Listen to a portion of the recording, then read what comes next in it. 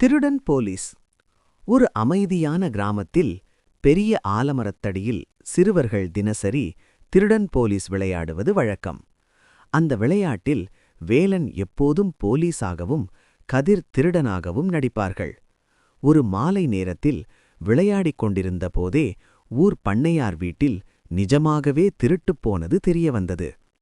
பண்ணையாரின் வைர மோதிரம் காணாமல் போனதால் ஊரே பதற்றமானது. பெரியவர்கள் திருடனைத் தேடி அலைந்தனர்.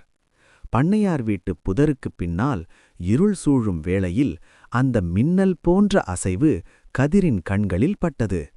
விளையாட்டில் ஒளிந்து பழகிய அவனுக்கு அது சாதாரண அசைவு அல்ல என்பது புரிந்தது.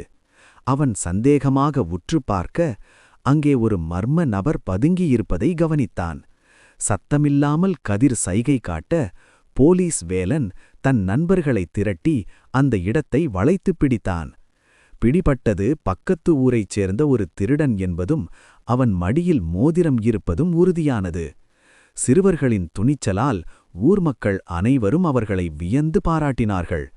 நிஜத் திருடனை பிடிக்க உதவியதால் அந்த பகுதி காவல்துறை அதிகாரி சிறுவர்களுக்கு பரிசுகள் வழங்கினார். சிறுவர்கள் மகிழ்ந்து போனார்கள். எழுத்து சரவணன் சூர்யா.